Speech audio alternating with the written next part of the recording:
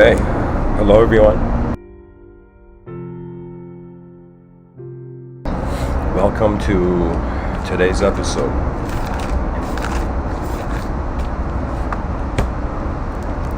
I wanted to speak about how cruelty is unnecessary.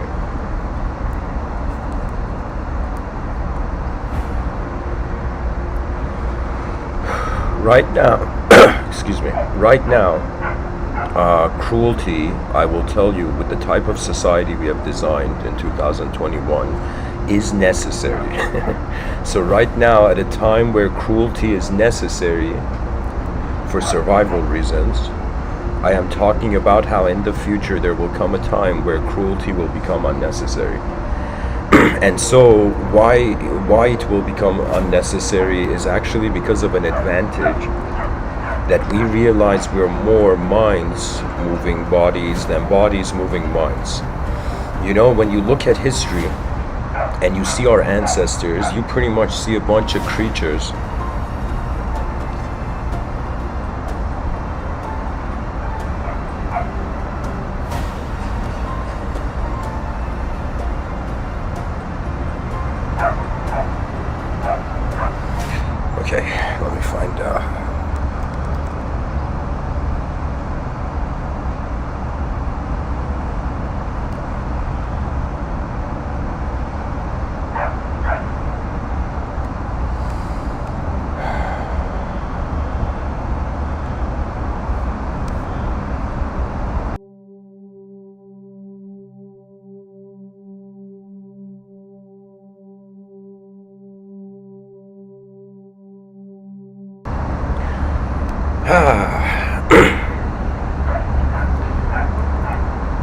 So, let me see. When we look at anything we want to, in some sense, how in modern times we say think about, or anything I would personally say that a person wants to observe in their inner realms,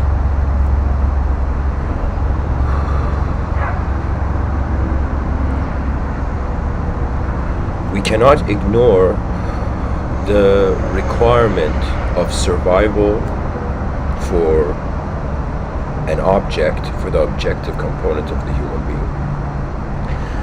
And we can't ignore how after evolution made an object into a subject to itself, there is a requirement of the survival of the idea of ourself. And oftentimes cruelty, there's different kinds I would say, but cruelty arises when the idea of ourself is disturbed. This is so important, you know. That means, I'll give you an example. Imagine there's a store, let's say there's a store that's open. I experienced, for example, a situation years ago which was a racist situation. It wasn't racism towards me. It was racism towards someone else, which got me angry. And it was actual, like, you know, I can tell you in this life, I mean, of course, a person goes through life and there's various words thrown at them. But this was like, I saw racism in front of me, you know. And so what it was at a Wendy's in York University. In York University, they have this Wendy's. And I don't know, I think it was like 9 p.m. or something. I went to the Wendy's there, and there were pretty much 3 individuals at the Wendy's. There was an older Indian man, there was a younger Indian kid who had been born in Canada, you could tell, and then there was another Indian woman. And so I go in this line, I order my food, and the person's takes in my order, and they're making my sandwich in the back of the kitchen as I'm waiting by the counter of the Wendy's. Now, behind me, there's a gentleman who's dressed like a professor. That means I felt it was like this man was a professor. Well, this man is dressed very well. He comes there, but it's a black gentleman. And this black gentleman says, I want this number of the order. And the Indian man says, sorry, we're closed. And he starts laughing. Right? So I'm waiting for my sandwich, but the gentleman there, and it's not that the ethnicity is important, guys. Pretty much human beings, they either care for a world more than their eyes, or they don't. And if they don't, it's very easy to be cruel. So in that situation, I remember I got so angry. It was literally like, you know how in chess, like, you know, when somebody makes a mistake, a person can, in some sense, retaliate. I remember I get so angry, and just at a very fast tone, I tell the person at the counter, "How can your kitchen be closed when I haven't gotten my hamburger? You have to serve this." And eventually, the guy gets a sandwich, you know. But I couldn't eat. We both get our sandwiches and we go, but I couldn't eat. Can you imagine seeing something in human behavior that is so anti-human that in the middle of your human meal you can't, it just gets rid of your appetite. And I remember that was, I don't know why my eyes were there in that moment to see that incident, to be in that incident, but I will tell you, in that moment I understood cruelty. I understood the reasoning of cruelty, because it's as if we're 8 billion human beings just trying to get through the next level, and when we prevent each other from getting to the next level, then starts war, internal war. So a cruel person is someone who is declaring inner war, internal war, pretty much. And it's I would say cruelty can arise if one feels that they're in a cruel world. Simple as that. That means, imagine there's a child and the parents are hitting this child every time the child comes from school. The parents are, they don't care. They're not sensitive to the eyes of the child, so they just beat the child. The child goes to school not realizing it has no other way to communicate with people. And so the child starts hitting people because, in some sense, superior archetypes of communication have exposed it, That means if you're a human being and you have gone through some messed up human incident and you're still someone who doesn't have a sort of cruel approach in your mind towards the world, you're a very great being. I will tell you, anyone who has gone through inefficiency but still cares for efficiency, you are really who the future is gonna be for. For people who, you see, if you individually think, if I let's say two people, person A and person B, they're both part, they get into a conflict.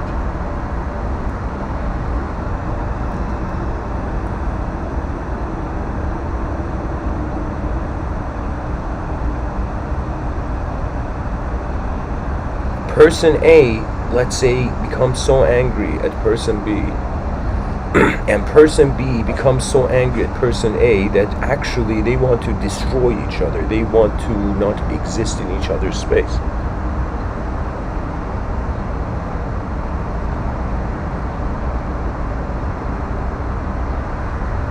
And so it's as if cruelty can be applied, but if you think as a collective, you're hurting yourself.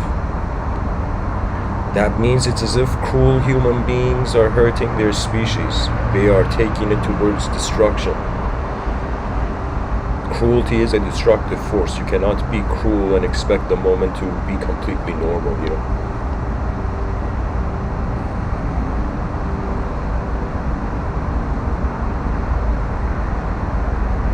And so it's really a lack of control of the emotion. That means the person gets an emotion in accordance to the context of their worldview.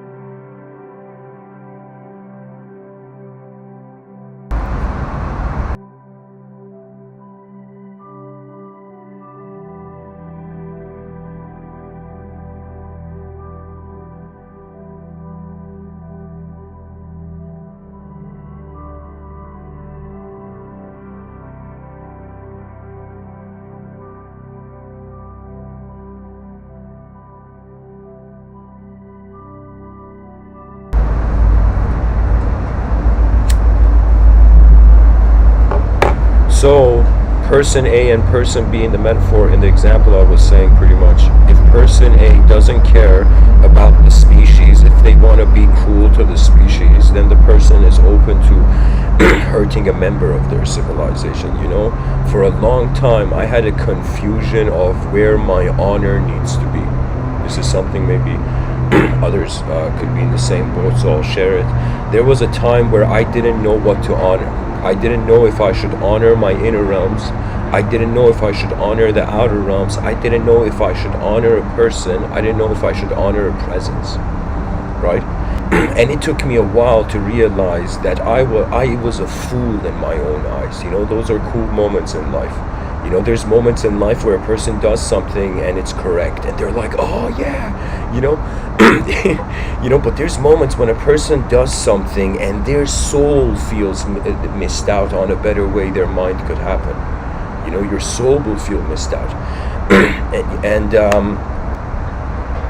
what that means is the best life in the moment was not activated. That means if we human beings just think that we are living moment to moment, you know, you can look at cruelty through the spectrum of time or through different degrees of time as if there is momentary cruelty, as if there's short-term cruelty. There's short-term cruelty and there is long-term cruelty. And in long-term cruelty, the person may appear, the personality may appear nice, but the presence is actually cruel. Or in short-term cruelty, the person's personality may appear cruel, but their presence in the long term could be kind.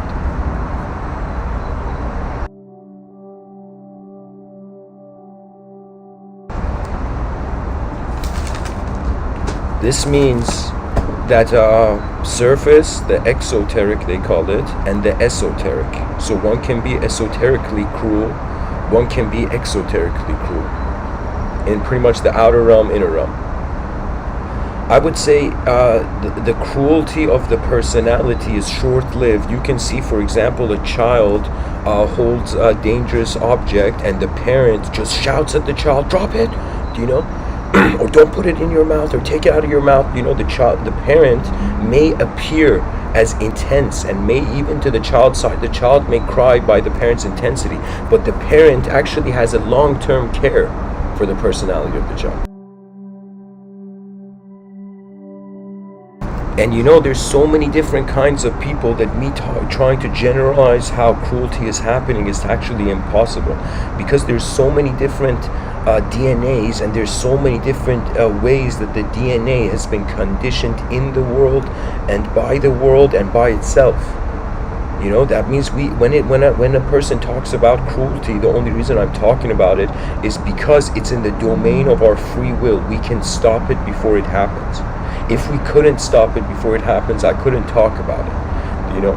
But because there is a moment before the cruel act, you can say a nanosecond, where if the person just holds their breath anytime they're angry. Imagine you're angry and you're about to do something cruel or intense. You just hold your breath for 10 seconds and you will instantly realize how fragile life is. And I'll be honest, don't think that me talking here, I'm the kindest person. You know, I have had moments where I have been disappointed in my existence, you know. Moments where a moment went forth and I just realized I was indirectly cruel, you know. And when I say indirectly cruel, that means imagine a person has different dimensions, and a person has an emotional reality, a person has an ideological reality, which is non-physical, which is behind their eyes, and the person has a physical reality, which is right in front of their eyes. And so you can say there could be a physical cruelty. Physical cruelty could be equivalent to like some domestic violence, you know. Then there could be non-physical cruelty. This could be emotional violence. Emotional violence could be that the person is not violent, is not cruel openly. You look at them, you're like, what a lovely person. But the way they talk to you, they can break your emotions. And you know, I don't know. You know, this is not something I'm proud to say, but my grandmother on the father's side in Iran, I remember seeing her when I was young. I have this memory of her that she was this old woman and she had this assistant. And her assistant one time forgot her medicine. Forgot my grandmother's. She's like this 80-year-old woman's she needs help to remember. So her assistant turns back to her assistant. I was there in the living room when she did this. She turns back to her assistant and she says, what does she say? She says, I'm old and I forget. What's wrong with you? You're a young person and you forget my medication. And to me, I was like, holy shit, did my grandmother just say this to this person, to another human being? But it was emotional cruelty. That means she wasn't physically being cruel. She was painting a picture of the other person's self, that the other person's self felt less. And emotions are responses to how we create ourselves behind our eyes. That means if you're, let's say, an artist and you think you're a great artist and you're drawing something and in the middle somebody comes and says, how dare you draw, you're the tragedy, get out of here, like something like that. The person would, then the idea of the person is functioning under changes. So, that leads to cruelty, which is another way of saying cruelty is disturbance. That means if somebody is doing something, let's say if children are playing, let's say soccer, and somebody for no reason comes and says, get out of here, kids, that person is being cruel. Externalized cruelty happens because the person has let themselves be cruel to themselves. That means outer cruelty is like an expression. There is so much inner cruelty going on before the outer cruelty can be authorized.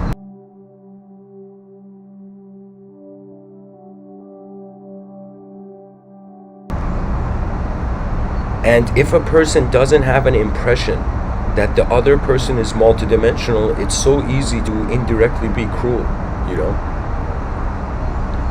I was cruel to myself when I was younger, in the sense that I had agitation in my psychology, and I did not want to express this agitation. I was like an angry introvert. And and as an angry introvert, what can you do? You in some sense release the rage on yourself. So I will tell you, I have been probably way more like a god of destruction behind my eyes than in front of it.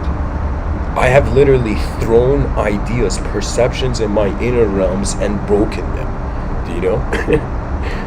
There's even times where in my inner realms, when a thought appears and I'm in the middle of doing so, thoughts arise differently. They're not the content of as Sadhguru says. The content of your mind is not your choice. What that means is if somebody comes and tells you a bad story, you're like, oh man, I couldn't close my ears, like you hear it. If an object falls, like we can't ignore the sound. We hear it, and the sound of the object falling. Let's say you're in another room and an object falls in a different room, right? You hear the sound, you can't see it, but in your inner realms, you can know what fell from the sound.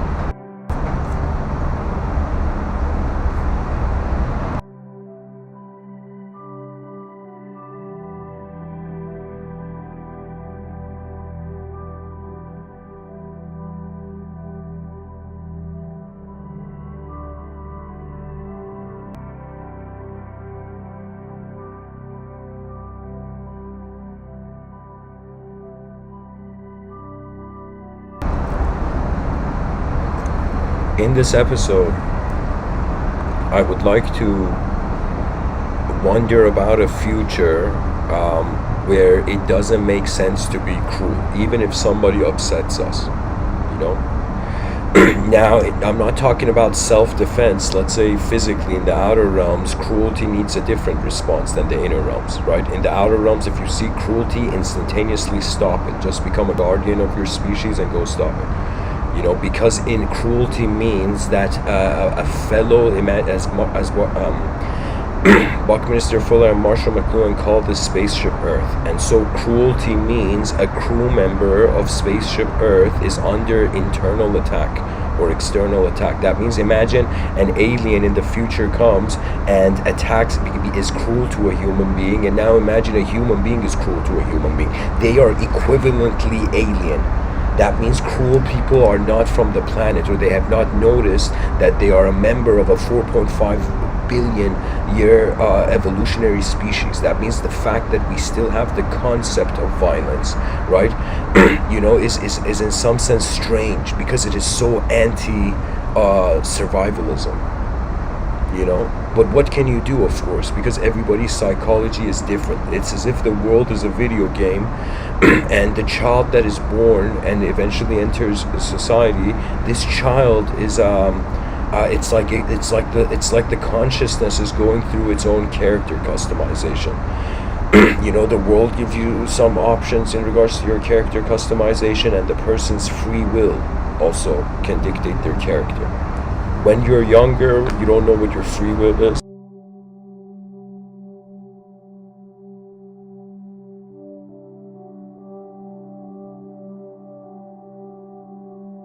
Or potentially you don't even have a concept for your free will. So I would say most children, their thinking is emotional, actually.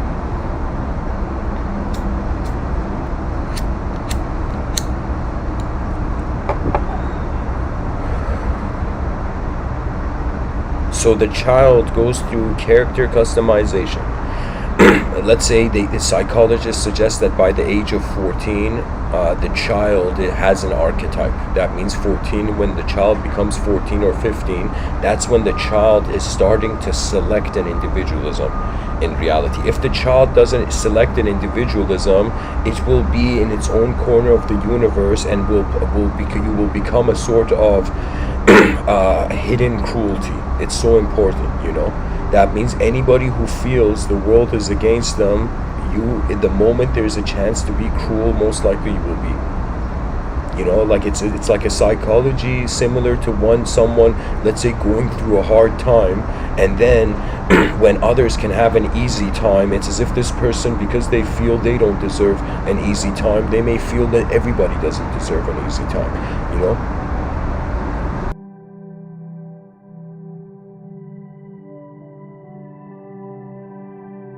And that's a fallacy, you know. That means the biggest problem, one of the biggest impediments in the psychological evolution of a species on a rock in the middle of nowhere is its comparison. That means it's hilarious. It's as if we do need comparison to advance, but also when we compare our inner realms, we cannot advance, you know.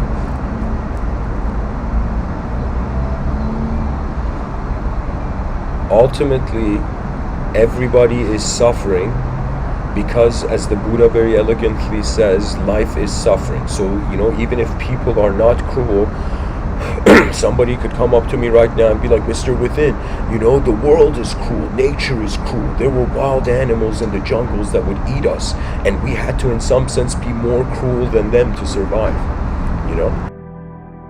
This statement can be made. However,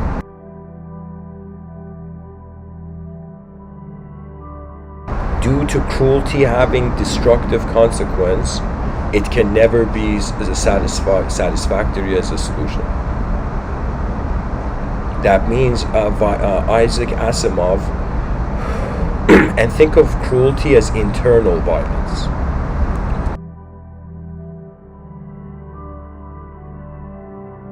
That means if you are violent to someone else's mind and inner realms, you are cruel. If you don't care pretty much for the inner realms of others. So.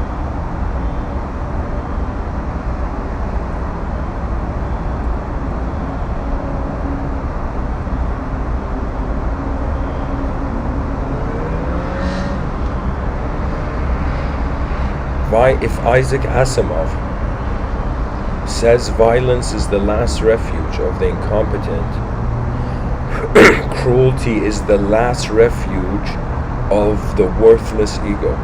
It is the last stand of what has been dismissed. You see, that means, I'll give you an example. Let's say, okay, I'll give myself as an example. Let's say right now I'm giving this podcast. Now imagine somebody comes and interrupts me and prevents me from giving this podcast, okay? My first reaction would be like, okay, somebody is stopping my archetypal expressionism from the inner realms to the outer realms, right? Incapable of continuing the podcast, I can become very cruel to the person. I can just get up and be like, hey man, what's your problem? Don't disturb my podcast, da da da da, you know? But if I know that I can continue the podcast if I know that it's just a setback, it's not destruction of the archetype.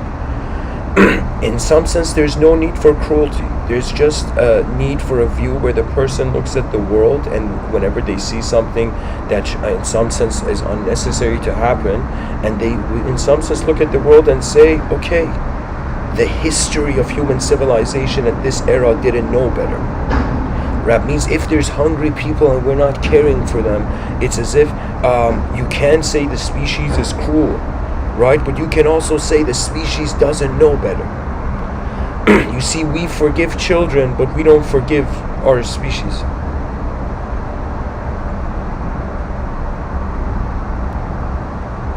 It's easy to forgive someone you love, very easy. But it's not easy to forgive someone you don't care about.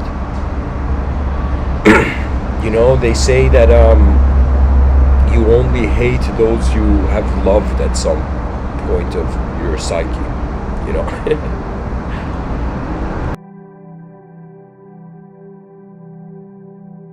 Or I would say you hate those you care about. If somebody doesn't care about something, they can't even hate it. They don't have an opinion on it.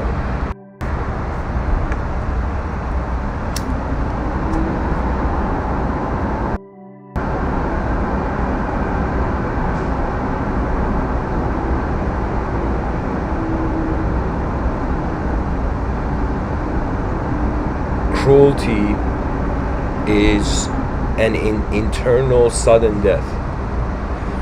That means it's in some sense dissension of potential better character.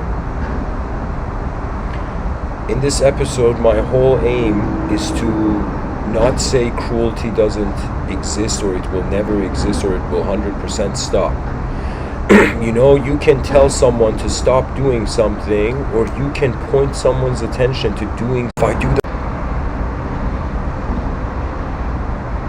Sorry guys, the Wi-Fi disconnected. What was good back in the day may not be good now.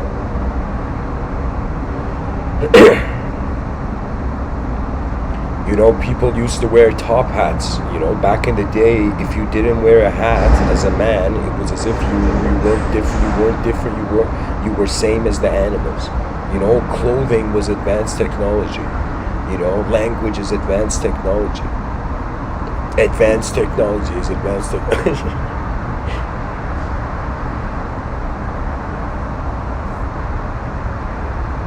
And believe it or not, if a person does not have the contentment to walk alone, they may blame the world for their suffering. You know, I philosophically reached a point where I was like, how can I blame existence for existing? That means imagine it if people are cruel and the species goes extinct, and in the last seconds of the last minutes before the species goes extinct, we are like, as a philosopher, like, why did people stop this project, this science project that our ancestors have been contributing to all this time?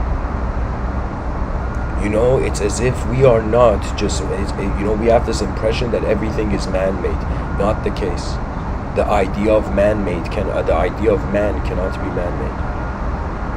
It is invisible field of watchfulness, like an invisible field. You know what it is? It's like we're particles moving in a field, and we think the field is because of the particle, but it's not.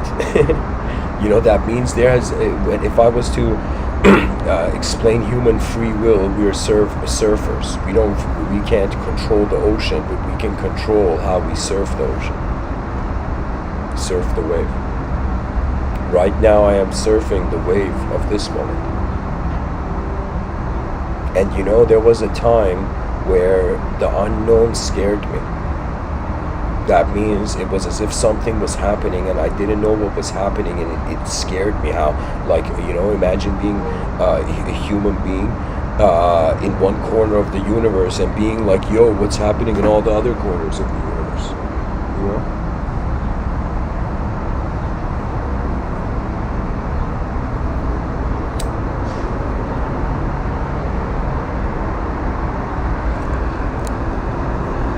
And I will tell you, the worst thing about cruelty is that you don't feel human. You feel you missed out on being human. I am telling you, those people who they're trying to get rid of their anger. Let's say you're an angry person listening to me, and you're like, yo, I get angry, Mr. Within, and I can't control it. What do I do? I will tell you, anytime, first of all, this goes for all relationships where there's domestic violence. I was thinking about this, and I was like, okay, anytime, let's say a couple are getting angry and there can be domestic violence and the conversation is becoming so angry that they can't, like, it's becoming like they're playing, it's like anytime a conversation becomes so angry that the people in the conversation become baseball pitchers, you know, it's like before that, the people who are angry, they need to lie down on their back and look at the ceiling. I am telling you, anytime you're angry and you feel you're going to do something intense, quickly go somewhere and lie down on your back. You know why? Because of gravity and how we lie on our back, you don't want to get up from the ground, so your anger goes away instantly. That means this whole time, a way to bypass anger has been to just lie down on the ground, you know.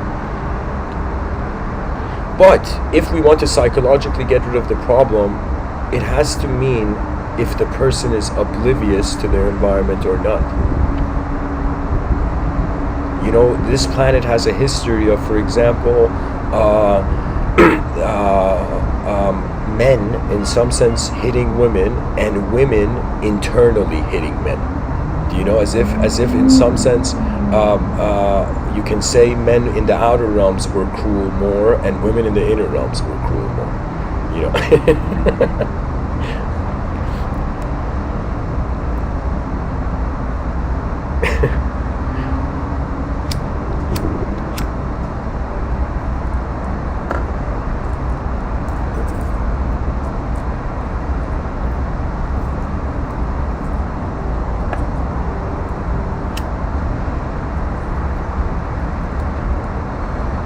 So anger stops when the person, in some sense, stops. That means the archetype stops. That means it's like, imagine you're inside a vehicle and you're angry. You gotta get out of the vehicle. You shouldn't drive when you're angry, for example. That means if a person is too emotional, I would say don't ride a vehicle. That means we have this thing where we think only people who are intoxicated shouldn't drive a vehicle. But I would tell you, if somebody is emotionally devastated, they shouldn't drive a vehicle.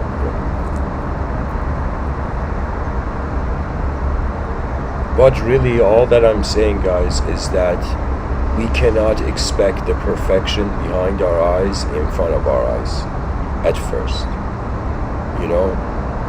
It's as if somebody getting hit, getting abused, and then the event passes, and years later they're like, why did that happen to me? Why did that experience find me? You know, why did my eyes travel through the space-time continuum like that? You know.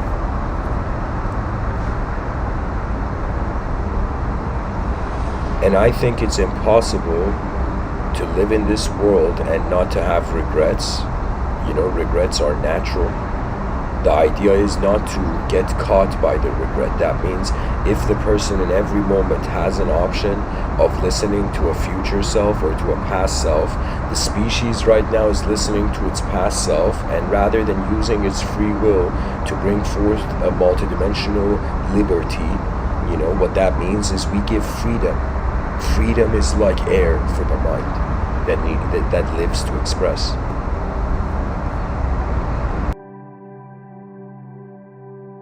You know, it's like, imagine a dictator of a country who has been limiting the people of that country for generations. Imagine a dictator who's like, no, my personality is gonna dictate how all the people in this nation behave. Imagine a dictator, and we have so many dictators and tyrants in history. Now imagine that dictator having his grandkids come up to him and be like, yo, why are you being so backwards, you know? Can you imagine being a dictator and being a grandfather and your grandson coming to you, you know, and you're like the dictator of a nation? Imagine how crazy would that be? You know, I'm just thinking about this right now.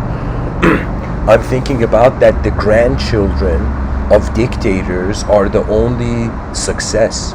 Do you know the future generations are truly the ones who will respond to blind power?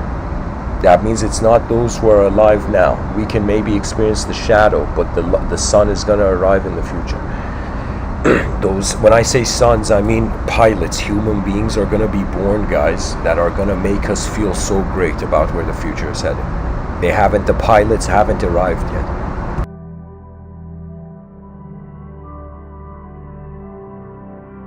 And imagine that dictator suddenly listening to his grandkids telling him, why are you being so fucked up? And the dictator for a moment suddenly gets this universal regret, like, holy shit, did my ignorance as a dictator prevent a nation's imagination from accelerating to a point where freedom would be accelerated? That means if you think freedom is a noun, it's very easy to define it and be a dictator. Be like, yeah, this is my impression of freedom, you know? But freedom that requires there's a known freedom and there's an unknown freedom, and anytime the unknown freedom is forgotten,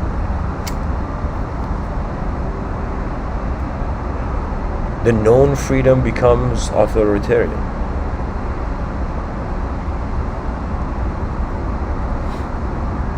You know, there was one of the Louis in French history. I think it was Louis XIV, and his advisors ask him, hey, not his advisors, like the people around him, he's like an emperor, and they ask him, hey, Louis, how do we run the nation? And Louis, how do we run the state? And Louis says, I am the state. He's pretty much, the king is saying, I am the law of the nation. You kidding me? I'm an emperor. You know what I mean? Like that was the ego they had back in the day. You know, when that ego echoes on in today's globalized civilization, it's hard to watch, you know.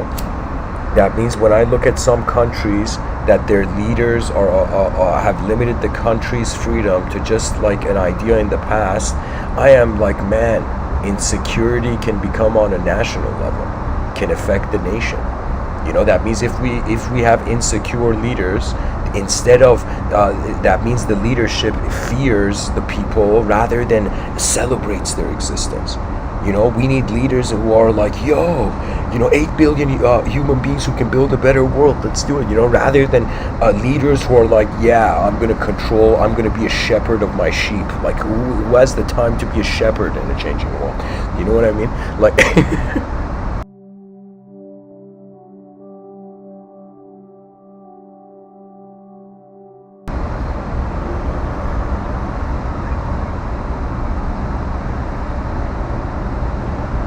And the reason, guys, I'm saying this is because the inner realms update in accordance to how much the outer realms update. That means if children are being born in an inefficient civilization, we will have an inefficient future. Or we will have a built-up urge towards an efficient future. It's as if the person wondering, how do we recycle chaos?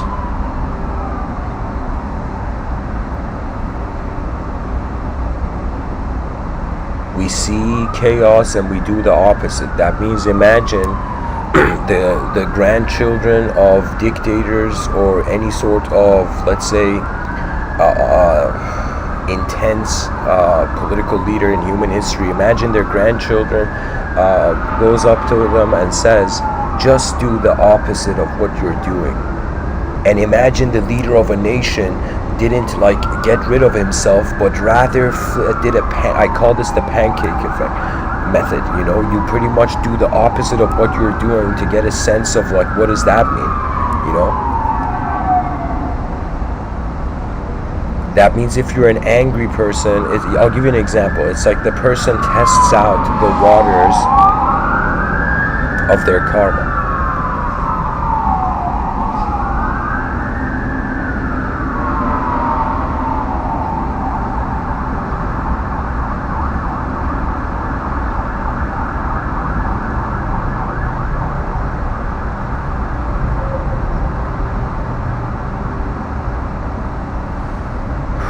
After the ripples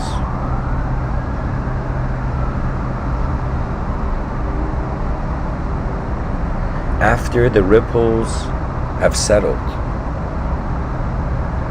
I will tell you, there will come this perception that just like you don't see, for example, a political dictator caging all the birds in the forest, right? You don't see like a political leader try to control like inferior species, you know? The political leader doesn't care about birds, for example, but cares about like the laws that govern a human, right? And so it would be as if like the birds have more freedom than the people in some nations. So really it's where the attention is on.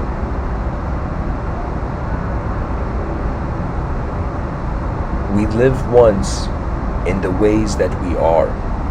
You know, that means anybody who's lived more than 20 years of life knows that who you were was a different embodiment of the space-time continuum. And so every day we wake up, it's like a new re-entrance into the realm, you know? As if imagine like how Tony Stark entered the Iron Man suit and Jarvis was in there, and Jarvis is like, welcome sir, or whatever you would say, you know?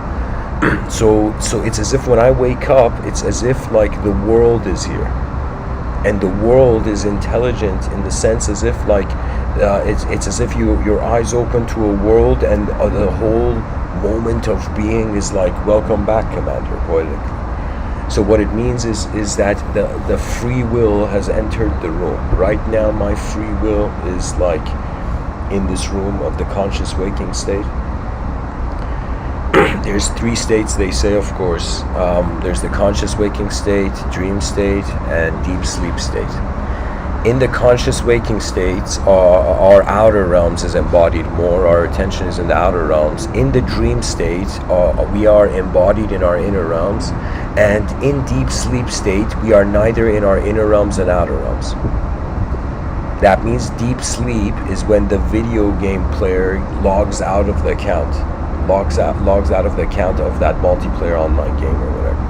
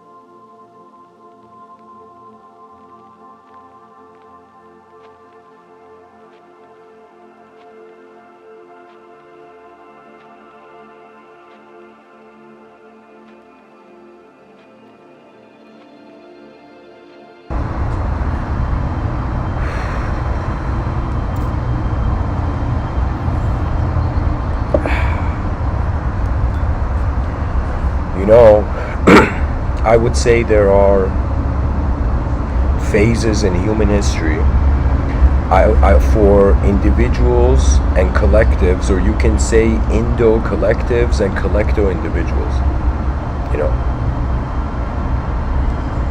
And I would say that means, technically, imagine the idea of heaven to be the best case scenario, and the idea of hell to be the worst case scenario.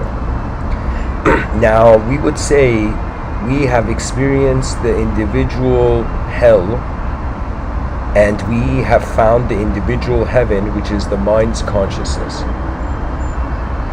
And then okay, I'll say it this way.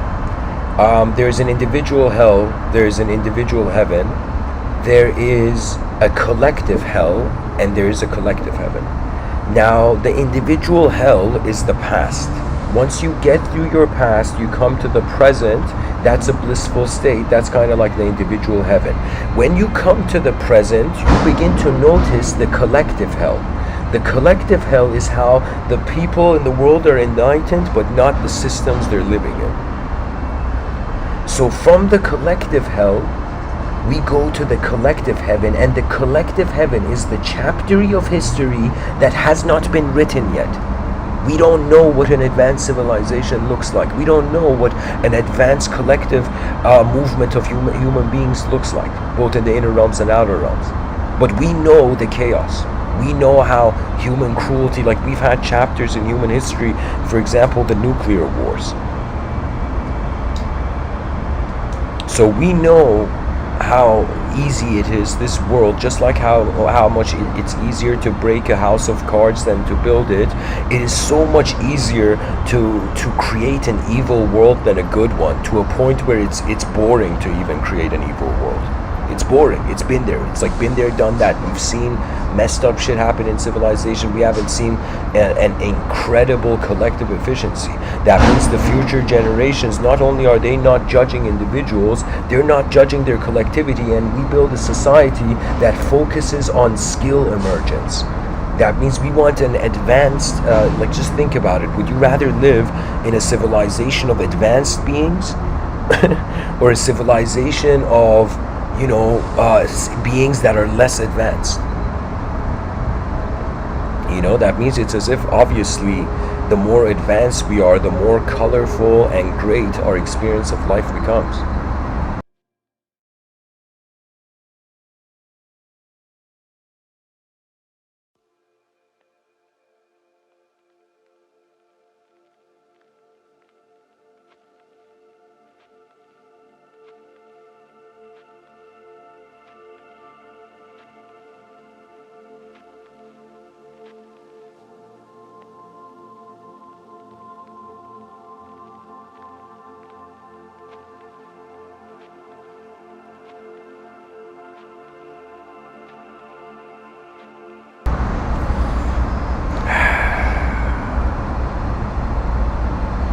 And the solution to bypass cruelty, guys, I gave a talk called How to Bypass Cruelty Globally.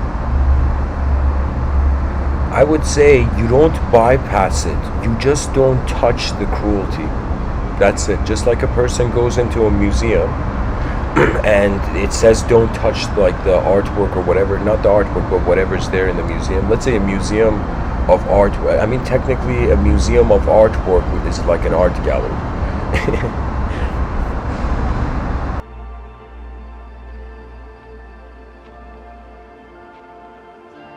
Or a museum is a stuff gallery,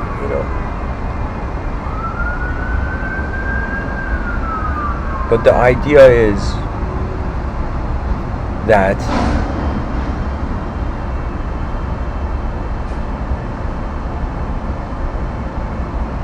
we revalue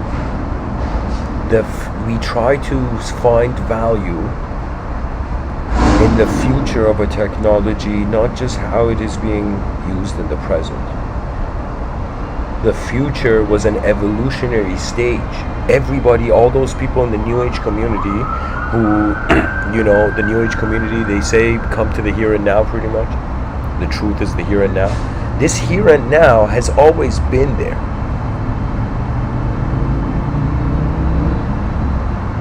That means people feel enlightenment is the end of the destination, is the end of the journey. Enlightenment is the beginning of it. In Buddhism, they have these two archetypes. The Buddha, which means the awakened one, and they have the Bodhisattva, which I think, I don't remember exactly, but I think it means the one who returns. Let me see, Bodhisattva, literal meaning. There we go. One whose essence is enlightenment. So Bodhisattva means from enlightenment. That means, for example, Gautama Siddhartha was a Buddha. He was born in this life and he woke up to the higher dimensions. There was a being by the name of Guru Padmasambhava. In Tibetan Buddhism, he's known as the second Buddha. Guru Rinpoche is another good name for him.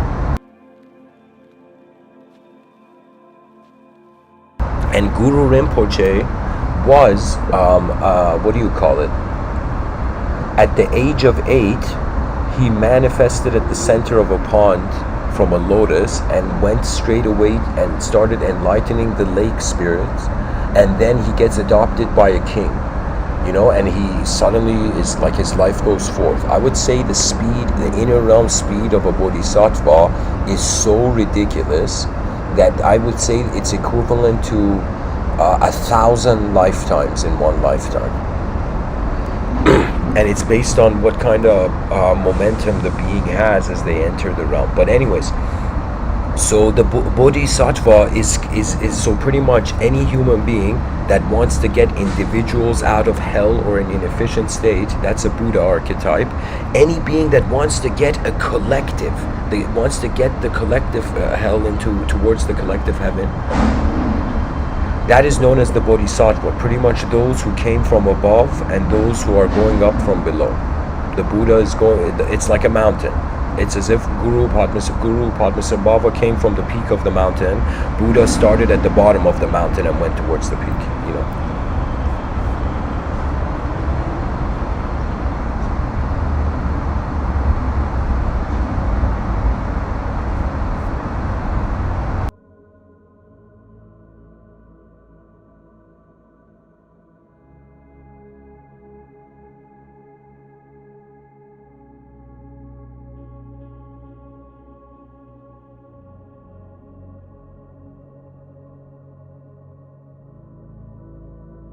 What has not been spoken about, but I think in the next 10 years, a planetary and galactic and universal context is going to engage people's psychology more.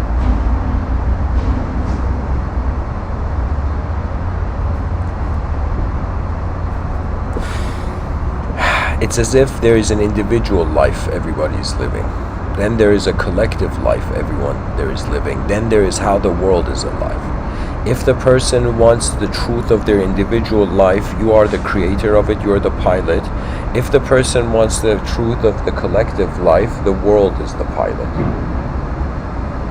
And if you want the truth of the world, you will realize you are the world, so you are the pilot of the world.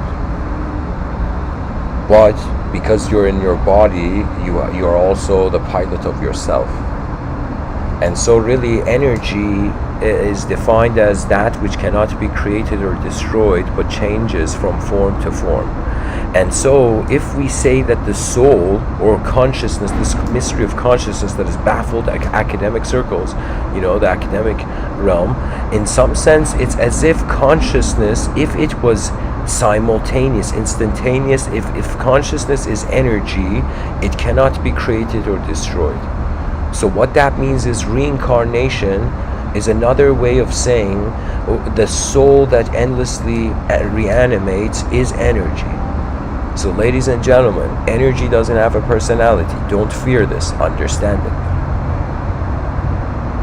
But the human embodiment, forms of energy do. Right now I'm in the energy is in the form of, let's say, a humanized expressionism, and so after this lifetime it may not be a humanized expressionism. I personally think it won't be any expressionism because I'm done with language in this life.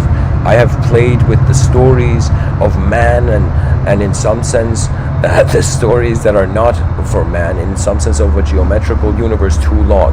It's as if I'm living in a way where I'm trying to in one lifetime say my goodbye to existence. That means some people may fear non-existence, but for me it's as if the vacation is over.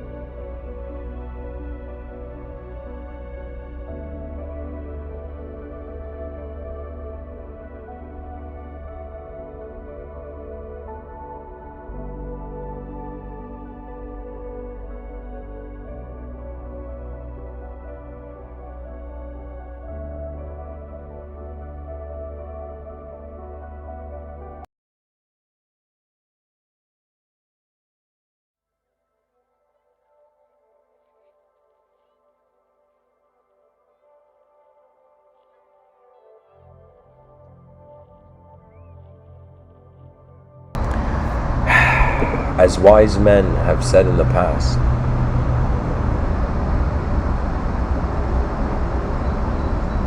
everybody exists, but not everybody lives.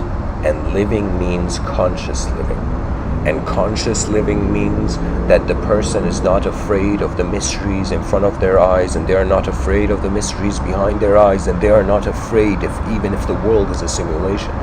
It's as if the lion will roar regardless of what is in the jungle, And so the human intelligence has roared, it has expressed itself, and its expression is becoming more and more multidimensional, because for the first time, it's as if the species went through a phase of being like, yo, am I just an object? And it was like, no, the sky shouted. And then the person's like, am I a subject? And no, the sky shouted. And the person stood and was like, wait a minute, am I a combination of a subject and an object? And the sky shouted no. And until the person was like, am I the sky? And the sky shouted yes.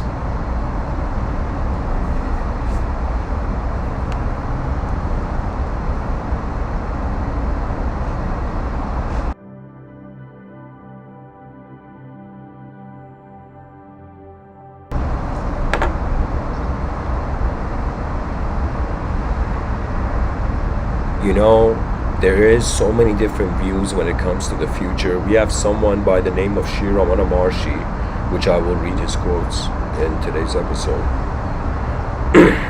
Sri Ramana Maharshi says the greatest service you can render the world is your own self-realization. And why does Ramana Maharshi say this? You see, guys, there's two approaches. You either update the outer realms, and earlier I said the outer realms have to update for the inner realms to update, but there is way more to that sentence. If you spend time updating the outer realms, your inner realms is not updated. And think of your mind as an antenna, and think of the idea of updating your mind to be the antenna getting more range, as if the person is trying to make a phone call from the parking of their apartment, and then they can't, so they come to ground level, and then they can easily make the call. So self-realization, which means you have the option of, we either assume our advanced communication is enough and we start advancing civilization in the outer realms, or you advance your communication in the inner realms and through a new state of consciousness start behaving in the outer realms. You see, Albert Einstein says no problem can be solved from the same level of consciousness that created it. So similarly, no new moment can arise if the consciousness doesn't shift, and the consciousness shifts through self-observation. That means if you're a human being and you have lived more than 50 years of life and you have not asked yourself, who am I? What is this? Where am I? These questions have not arose to you. It's as if now more than ever you need to go and see what your mind's response to these questions are. Every person's intelligence is different, Just like how some people are afraid of heights and some people are not.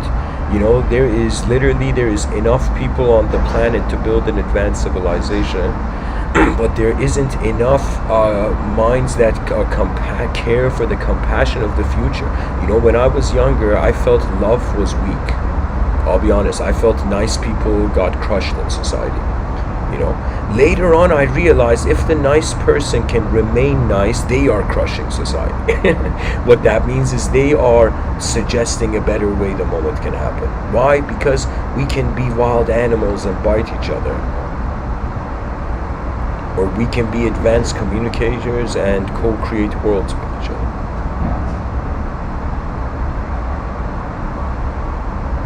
And new honor is required globally.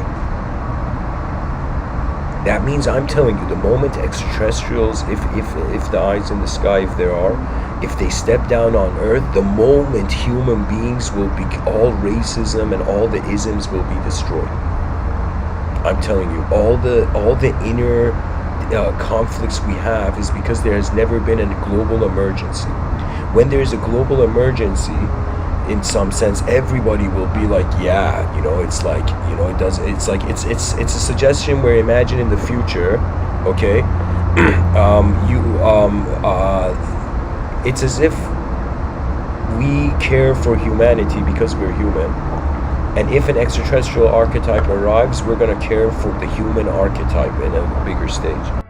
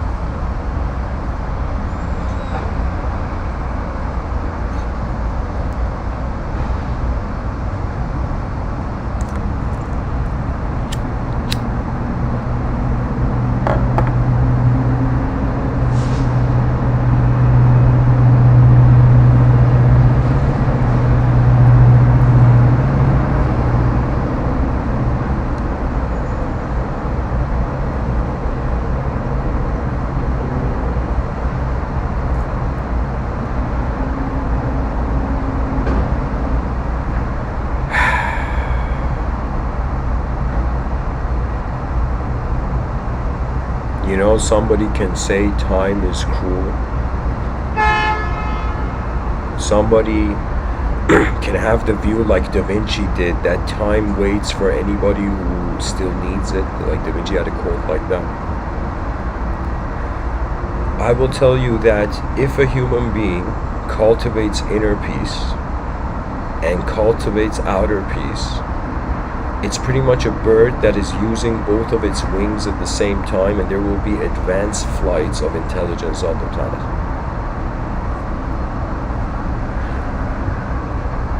In the inner realms, the route towards peace, in my own method, you can say school of thought,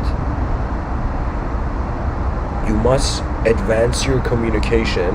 And I define the advanced communicator as the most advanced communication in the universal sector. That means you have to go into philosophy until you realize what is going on to a degree that the intelligence can experientially, instantaneously accept.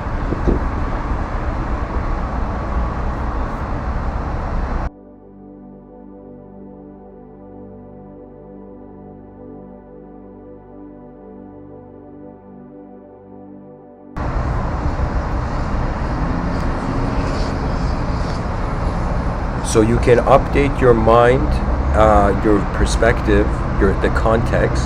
Let's say the mind is the context and the body is the concept. Okay, you can update the concept in accordance to the current context, or you can go and update the context, and then the concept will be different instantly. It's like someone blaming something, and then they see they're blaming the wrong person, and instantly the context changes and they apologize.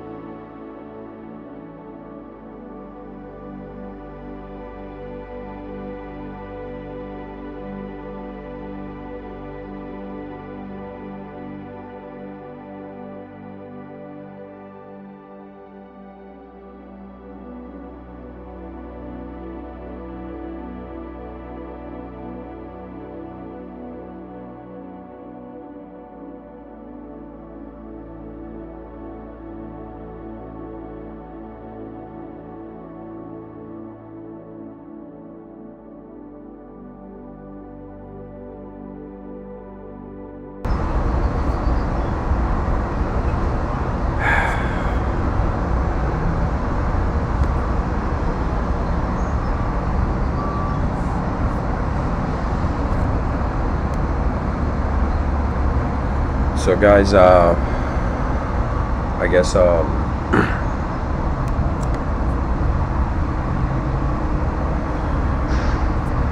actually have to find the charger. My laptop's gonna die. Hold on, guys. I gotta enlighten my laptop.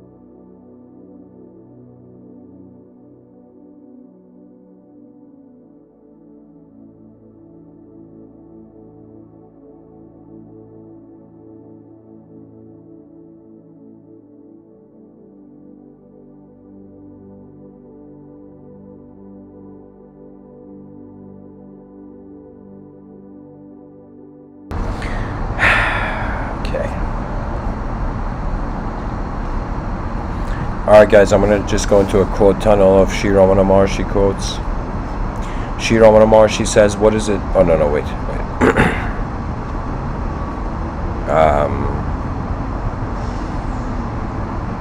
Okay, there we go. Sri Ramana Maharshi says, your own self-realization is the greatest service you can render the world. Wanting to reform the world without discovering one's true self is like trying to cover the world with leather to avoid the pain of walking on stones and thorns. It is much simpler to wear shoes. Ramana Maharshi says, realization is not acquisition or anything new, nor is it a new faculty. It is only removal of all camouflage. Ramana Maharshi says, aim high, aim at the highest, and all lower aims are thereby achieved. It is looking below on the stormy sea of differences that makes you sink.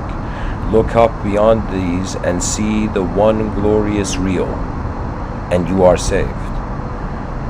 Sri Ramana Maharshi says, time is only an idea. There's only the reality, whatever you think it is. There's only the reality, whatever you think it is. It looks like that. If you call it time, it is time. If you call it existence, it is existence, and so on.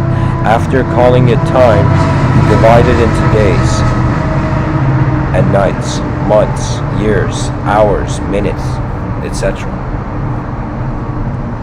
Time is immaterial for the path of knowledge, but some of these rules and discipline are good for beginners. Thoughts come and go, feelings come and go. Find out what it is that remains. Sri Ramana Maharshi says, happiness is your nature. It is not wrong to desire it. What is wrong is seeking it outside when it is inside. Sri Ramana Maharshi says, the explorers seek happiness in findings, curiosities, discovering new lands, and undergoing risks and adventures. They are thrilling, but where is pleasure found? Only within. Pleasure is not to be sought in the external world. Sri Ramana Maharshi says, if one's mind has peace, the whole world will appear peaceful. Sri Ramana Maharshi says, all unhappiness is due to the ego. With it comes all your trouble. If you would deny the ego and scourge it by ignoring it, you would be free. Sri Ramana Maharshi says, man's search for happiness is an unconscious search for his true self. The true self is imperative.